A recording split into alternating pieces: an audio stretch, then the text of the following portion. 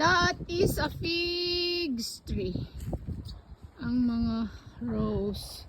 Ganda ng mga rose ni tita, oh. Oh, purong rose to. Kami doon sa dulo. Yun, yung mga orange doon. Mga orange yun eh. Ayun, oh! Wait ko. Kunin nga natin dito. Yun, oh. Ito daw ang matamis. Ayun, oh.